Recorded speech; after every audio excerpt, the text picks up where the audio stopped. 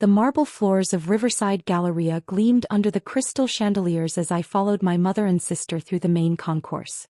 Black Friday crowds swirled around us, shopping bags from designer stores rustling with each step.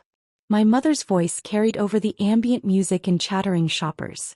"I don't know why you insisted on meeting here, Elena," Mom said, adjusting her Burberry scarf. "You know this mall is completely out of your price range." My sister Christine linked her arm through Mom's, her new Cartier bracelet catching the light.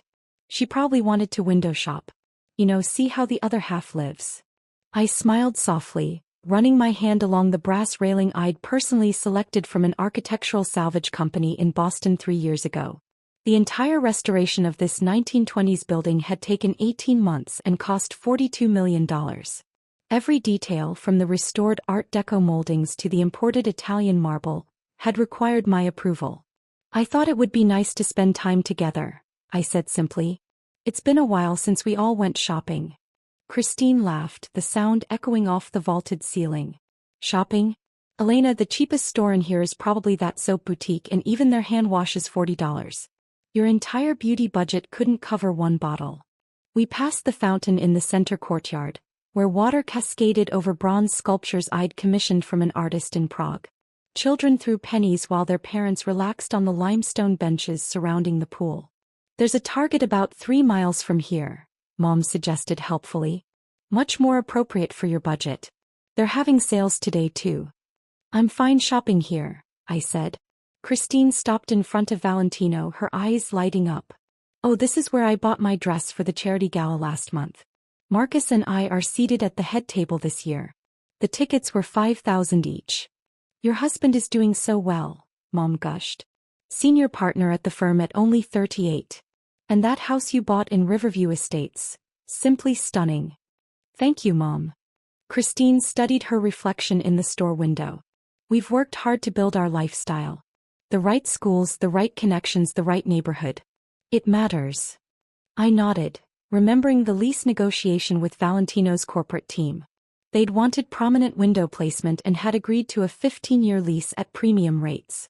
The store alone generated $80,000 in monthly rent. "Elena, what are you standing around for?" Christine turned to me with exaggerated concern. "There's a Marshall's in the strip mall on 5th Street. That's more your speed, isn't it? Last season's clothes at discount prices." "I'm just enjoying the atmosphere," I said. Mom checked her watch, a vintage Rolex that Christine had given her last Christmas. "Well, Christine and I have appointments at Neiman Marcus. They're holding several pieces for us in the VIP suite. Elena, why don't you?" She gestured vaguely toward the lower level. "There's a food court downstairs. Maybe get yourself a pretzel?" "Actually," Christine added, pulling out her wallet, "here's $20. Get yourself something nice for lunch. Consider it an early Christmas present." I looked at the bill she was offering, crisp and new, extended with the kind of pitying expression people reserve for the less fortunate. "That's generous, but I'm fine." "Don't be proud," Mom insisted. "We know things are tight for you. What do you make at that little nonprofit? 30,000? 35? It's admirable work helping poor people plan their finances, but it doesn't pay well." "I manage," I said quietly. Christine tucked the 20 into my jacket pocket anyway. "Use it. And Elena? Maybe don't follow us around today. The stores we're going to, the staff can be judgmental about people who clearly can't afford anything. I'd hate for you to be embarrassed." They walked toward Neiman Marcus, their designer handbags swinging in sync, leaving me standing beside the fountain. I pulled out my phone and checked the text from James, my mall director. "Owner's quarterly walkthrough at 2 p.m. Security flagged some maintenance issues in the north wing." I replied, "Perfect. I'm here now anyway." My phone buzzed again immediately. James's number appeared on the screen. "Miss Chin? I just saw you on the security cameras. Are those 2 women bothering you? I can have security escort them out if needed." I smiled at the camera discreetly mounted in the decorative crown molding above me. "No, James. That's my mother and sister. They don't know about the mall." Silence on the other end then. "I'm sorry, what?" "They don't know I own Riverside Galleria. Or the 4 other commercial properties in my portfolio. It's a long story. Should I not acknowledge you during your walkthrough? Let's play it by ear." I'll text you when I'm ready. I wandered through the mall, observing operations with the practiced eye of someone who'd spent 3 years transforming a dying shopping center into the most profitable luxury destination in the state. The occupancy rate was 98%, with a waiting list of retailers desperate for space. Average sales per square foot exceeded $2,000, putting Riverside in the top 5% of malls nationally. Near the Gucci store, I overheard two sales associates discussing their commission projections for the day. Good. High staff morale was crucial. I made a mental note to approve James's proposal for improved break room facilities. At the Tiffany & Company location, I paused to admire their holiday window display. A winter wonderland featuring actual ice sculptures changed daily. The lease agreement for that store had been particularly complex, but their presence elevated the entire property's reputation. My phone buzzed. Christine had posted to Instagram a photo of herself and Mom in the Neiman Marcus VIP suite, surrounded by shopping bags. The caption read, "Black Friday done right. #luxury life, #blessed and grateful, #know your worth." I was about to put my phone away when I noticed I'd been tagged in the comments. Christine had written, "Adelena C. couldn't join us. Shopping at her budget level, face blowing, a kiss, love my sister anyway. #family first." 3 of her friends had already commented with crying laughing emojis. I took a screenshot and continued walking, passing the Louis Vuitton, Hermès and Burberry stores that formed the luxury corridor. Each lease represented millions in annual revenue. Each brand had specifically chosen Riverside because of its reputation for quality and its affluent customer base. Near the Prada store, I spotted my mother and Christine emerging from Neiman Marcus, laden with shopping bags. I stepped into a seating area partially hidden by a large potted palm, watching as they paused in the center of the concourse. "This has been such a successful day," Mom announced loudly, clearly aware of the nearby shoppers. 3 new dresses, 2 pairs of shoes and that lovely coat. "How much did we spend, Christine?" "About 18,000, Christine replied with satisfaction. "But we deserve it. Success should be celebrated." "Absolutely. Unlike some people, we understand the value of quality." Mom's voice carried deliberately. "Shopping at discount stores wearing last season's styles. It's so depressing." An elderly couple nearby glanced at them with disapproval, but Mom seemed oblivious. Christine checked her phone. "I wonder where Elena went. Probably couldn't handle watching us shop. The poor dear must feel so inadequate." "I worry about her," Mom said, her tone dripping with false concern. "She's 32 and has nothing to show for it. No husband, no real career, no property. Just that tiny apartment in the old part of town and her little nonprofit job." I remained hidden, documenting this conversation in my memory. "She could have done so much more," Christine continued. "Remember when she got into Yale? She turned it down for that state school because of the scholarship. That's when I knew she'd never amount to anything. Winners pay for Yale." "Such a disappointment," Mom agreed. "When people ask about my daughters, I talk about you, the successful one. Elena, I just say she's finding herself, or doing charitable work. It's embarrassing, honestly." They moved toward the exit and I waited until they'd left before texting James. "Ready for the walkthrough. Meet me at the North Wing entrance in 5 minutes." James appeared precisely on time, dressed in his usual impeccable suit, carrying a tablet and looking every inch the professional director of a premier shopping destination. He'd worked with me since the beginning of the renovation, and I trusted his judgment completely. "Miss Chin," he greeted me formally, then lowered his voice. "I have to ask, how do you deal with that?" "Practice," I said simply. "Show me the maintenance issues." We spent the next hour touring the property. A skylight seal needed replacing in the north wing. The HVAC system in the east corridor was running at suboptimal efficiency. 3 stores had submitted requests for minor lease modifications. All routine issues, but I insisted on reviewing everything personally. "The Valentino lease comes up for renewal in 6 months, James noted. "They want to expand into the adjacent space." "What's the projected revenue increase?" "Approximately 40% based on their sales data. They're willing to go to premium rates for the additional square footage." "Approve it, but I want final sign-off on the renovation plans. The Art Deco aesthetic must be maintained." We were discussing the proposed expansion when I noticed my mother and Christine re-entering the mall. They'd apparently forgotten something and were heading back toward Neiman Marcus. "James," I said quietly, "I think it's time for that teaching moment I mentioned." He followed my gaze and understanding dawned. "Should I approach them? Let's make it natural. We'll be discussing the lease renewals right here when they pass by." We positioned ourselves near the Hermes store, James holding his tablet prominently. I stood with the relaxed confidence of someone reviewing her property, which was exactly what I was doing. Christine spotted me first. Her eyes widened in surprise, then narrowed with judgment. "Elena? What are you still doing here? I thought you'd have left hours ago." "Just taking care of some business," I said mildly. Mom joined her, looking me up and down with disapproval. "Business? Honey, you can't afford anything here. Stop torturing yourself and go home." James cleared his throat. "Excuse me, I don't mean to interrupt, but—" "We're having a private family conversation," Christine interrupted sharply. "Whatever you're selling, we're not interested." "I'm not selling anything," James said with practiced patience. "I'm James Morrison, director of Riverside Galleria. I was just discussing property management with—" "Property management?" Christine laughed. "Elena works at a nonprofit helping poor people balance their checkbooks. She doesn't know anything about property management." I remained silent, watching James's expression carefully. "I see," James said slowly. "Well, perhaps there's been some confusion. Miss Chin, would you like me to explain or—" "What's there to explain?" Mom demanded. "And why are you calling her Ms. Chin? Her last name is Miller, just like mine and Christine's." "Actually," I said softly, "I changed it back to Dad's surname 5 years ago. You didn't notice because we don't see each other often."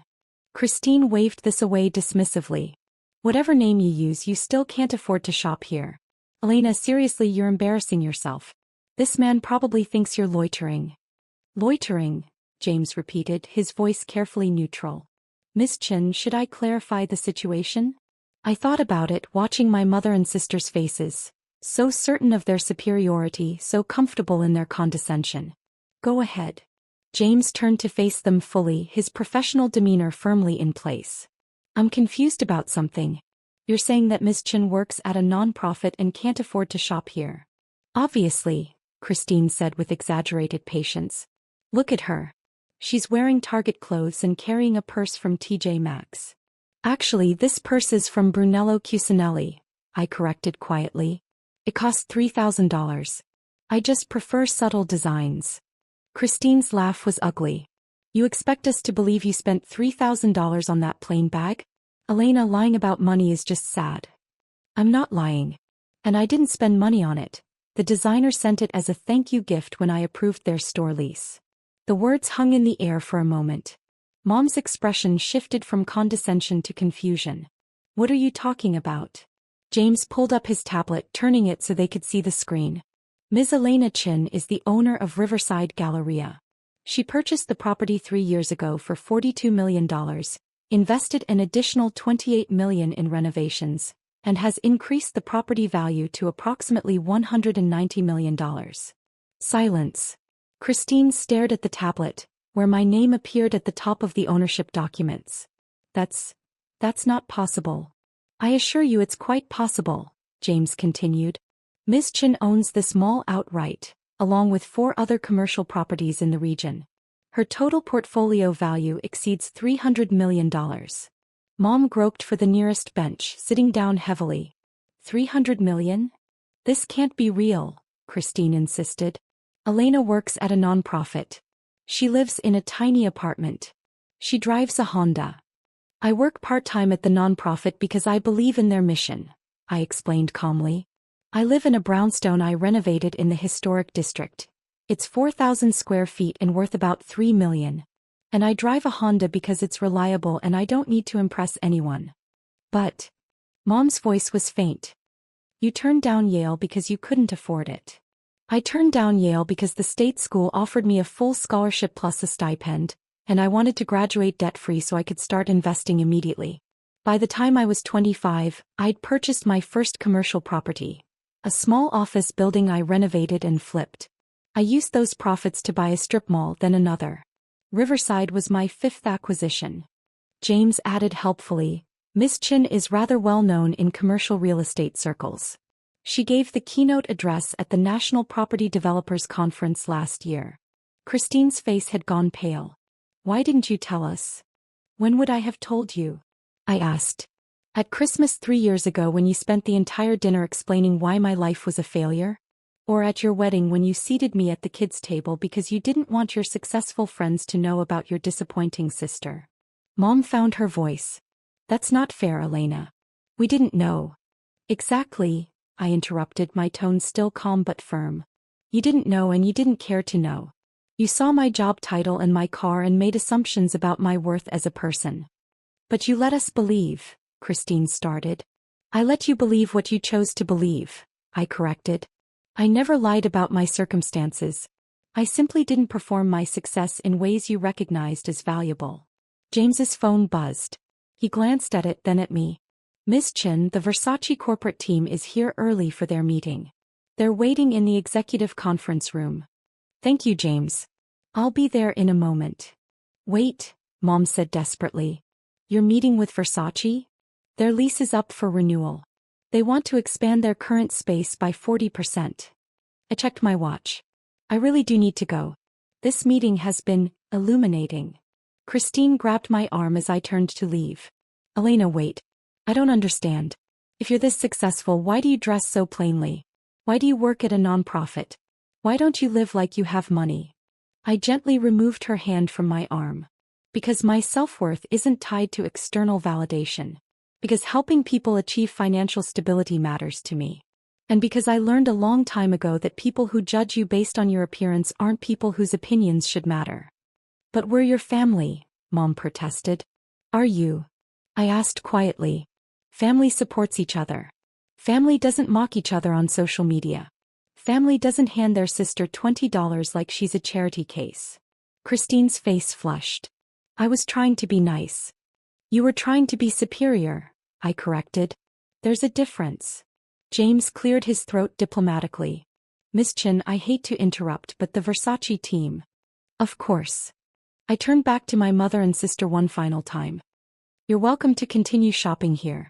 All customers are valued at Riverside Galleria, regardless of how much money they have or what they're wearing. That's the culture I've built. Elena, please, Mom said, tears forming. Can we talk about this? We just did talk about it. What you mean is, can you explain away 3 decades of treating me like I was less than because I didn't match your definition of success? I smiled sadly. I need to go to my meeting. James will validate your parking on the way out. I walked away, hearing Christine's voice behind me. This is insane.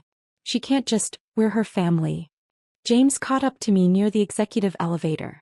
That was remarkably restrained, if you don't mind my saying so. Thank you for handling it professionally. It was my pleasure. Although I have to admit, watching their faces when I showed them the ownership documents was deeply satisfying. He paused. What happens now? Now I meet with Versace about their expansion, review the quarterly earnings reports and approve next month's marketing budget. Same as always. I meant with your family. I pressed the button for the executive floor. That depends entirely on them. The Versace meeting went smoothly. They agreed to my terms for the expansion, including maintaining the building's historic architectural elements. After they left, I spent 2 hours reviewing financial reports with my CFO, who videoconferenced from our main office downtown. Riverside exceeded projections again this quarter, she reported. Net operating income is up 15% year-over-year. The luxury retailers are particularly strong performers. Good. Use the excess revenue to fund the scholarship program at the nonprofit. I want to double the number of recipients next year. Already drafted. I'll send the proposal tomorrow. After the call, I sat in my office, a restored space that had once been the mall's original administrative suite from 1928, and looked out over the concourse below. Shoppers moved through the space, unaware that every detail around them represented years of careful planning and substantial investment. My phone buzzed. Christine's name appeared. Elena, please call me. We need to talk. What I said earlier. I didn't mean it. Any of it. I deleted the message without responding. Another text came through, this time from Mom. Your sister is devastated. She didn't realize. We didn't realize. Please give us a chance to apologize properly. I set the phone aside and returned to work. Over the next week, the messages continued. Christine called 6 times. Mom left voicemails that progressed from apologetic to defensive to angry to apologetic again. I responded to none of them. On Thanksgiving, the actual holiday, my phone rang at 8 a.m. Christine's number again. Elena, I know you're ignoring me, but please listen. I looked you up. The keynote speech James mentioned your investments, the awards you've won from the business community. You're not just successful, you're exceptional. And I've been terrible to you. I almost answered but didn't. She continued in the voicemail. I thought about what you said about judging people by their appearance. You're right. I've spent years building a life that looks impressive on the outside while going into debt to maintain it. Marcus and I are house poor. We leased the luxury cars. The charity gala tickets? We couldn't actually afford them, but we went anyway because of how it looked. Meanwhile, you've been genuinely successful this entire time and I mocked you for it. I saved the voicemail but didn't respond. At 3 p.m. there was a knock on my brownstone door. I checked the security camera and saw Christine standing on my porch alone holding a pie. I opened the door. I brought sweet potato pie, she said immediately. I made it myself, which you know means it's probably terrible because I can't cook. But I wanted to bring something that required actual effort instead of just buying something expensive. I stepped aside, letting her in. Christine stood in my foyer, looking around at the restored Victorian details, the original hardwood floors I'd refinished, the antique chandelier I'd found at an estate sale. Your home is beautiful. It's actually you, elegant but understated. Thank you. I'm sorry, she said abruptly. Not sorry you were offended. Shri sorry. I treated you horribly because it made me feel better about my own insecurities. You didn't perform success the way I expected, so I assumed you were failing. That says everything about me and nothing about you. I gestured to the living room. We sat on opposite ends of my restored Victorian sofa. I've been thinking about what you said, Christine continued. About family supporting each other. I haven't been your sister in any meaningful way since we were kids. I've been your competitor, your judge, your critic. Never your supporter. No, I agreed. You haven't. Can I ask you something? Why didn't you tell us about your success? I considered the question carefully. At first I didn't tell you because I was young and still building. By the time I'd achieved real success, you and Mom had already established such a clear pattern of judgment that telling you felt pointless. What would it have changed? We would have treated you better, Christine said quietly. Exactly. You would have treated me better because of my money, not because I deserved basic respect as a human being. That's not actually better treatment. It's just a different kind of superficiality. Christine absorbed this, tears forming. I've built my entire life around appearing successful instead of actually being successful. And I've been miserable doing it. Then change. How? I'm in debt up to my eyeballs. Marcus and I fight about money constantly. We're about to declare bankruptcy, but we're still pretending everything's fine because we can't face the embarrassment. I pulled out my phone and made a note. Come to the nonprofit Monday morning. 9 a.m. We'll go over your finances and create a realistic plan. No judgment, just practical help. You do that? After everything. The nonprofit helps people in financial crisis regardless of their background.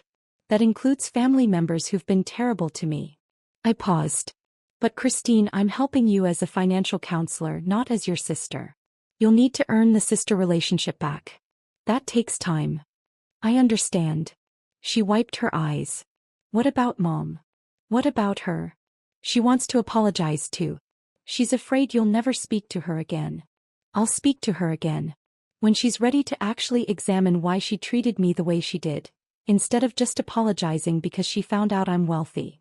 Christine nodded slowly. That's fair. We sat in silence for a moment, then Christine laughed wetly. You know what's funny? I posted about my Neiman Marcus shopping trip on Instagram. Spent $18,000 I didn't have on clothes I don't need to impress people I don't like. Meanwhile, you actually own the mall I was shopping in. It is somewhat ironic. Can I ask one more thing? The $20 I tried to give you. I donated it to the nonprofit's holiday fund. Someone will have a better Thanksgiving because of it. Christine's face crumpled. I'm so sorry, Elena. For everything. I know. Now let's see if that pie is as terrible as you think. It was, in fact, pretty terrible. But we ate it anyway. Over the next months, things slowly changed. Christine came to the nonprofit every week, working with one of my counselors to address her debt. She and Marcus sold the house they couldn't afford and moved into a modest condo. She stopped posting about luxury purchases on social media and started posting about her journey toward financial health. Mom took longer. She sent gifts I returned. She wrote letters I filed away unread. Finally, 6 months after the mall incident, she showed up at the nonprofit's office. I'd like to volunteer, she announced. If you'll have me. I looked up from the budget I was reviewing. Why? Because I've spent 6 months thinking about what you said. About judging people by their appearance and their job titles. I've done that my whole life, and it made me a terrible mother to you. She sat down across from my desk without being invited. I don't know how to fix what I broke, Elena. But I want to try. Volunteering here won't fix our relationship. I know. But maybe it'll help me understand why you chose this work over flaunting your wealth. And maybe eventually you'll believe that I'm sorry for the right reasons. I studied her face, seeing genuine remorse instead of performative apology. We need help with tax preparation assistance. Training starts next Tuesday. I'll be here. She was. Every Tuesday for the next year, Mom volunteered at the nonprofit helping people navigate their tax returns. She learned their stories, heard about their struggles, and slowly began to understand that financial hardship didn't equal moral failing. One evening she stopped by my office after her shift. I met a woman today. Single mother, 2 jobs, barely making rent. She reminded me of what you must have felt like when we judged you, except her situation is actually desperate and yours never was. We just convinced ourselves it was because you didn't display wealth the way we expected. Did you help her with her taxes? Yes. And I talked to Christine and we're going to fund her security deposit for a better apartment. Anonymously. Mom paused. Is this what it feels like? Using money to actually help instead of just impress? Yes, I said simply. This is what it feels like. The following Thanksgiving we gathered at my brownstone. Christine and Marcus, Mom, and a few friends from the nonprofit. No designer clothes, no expensive gifts, no performances of wealth. Just a meal cooked together and genuine conversation. I'm grateful for second chances, Christine said during our traditional sharing. And for a sister who gave me one even when I didn't deserve it. I'm grateful for lessons learned, Mom added. Even the painful ones. When it was my turn, I looked around the table at the imperfect, evolving family we were building. I'm grateful for people who are willing to change. And for understanding that real success isn't about what you own. It's about who you become. Later, after everyone left, I drove to Riverside Galleria. It was closed for the holiday, empty and quiet. I walked through the darkened corridors, past the stores I'd carefully curated, through the spaces I'd lovingly restored. My phone buzzed with a photo from Christine. The 3 of us from earlier that evening laughing in my kitchen, no filters or careful staging. Her caption simply read, "Real family." Finally. I saved the photo and continued walking, thinking about the journey that had brought me here. The assumptions people made, the judgments they passed, the hierarchies they constructed based on appearances.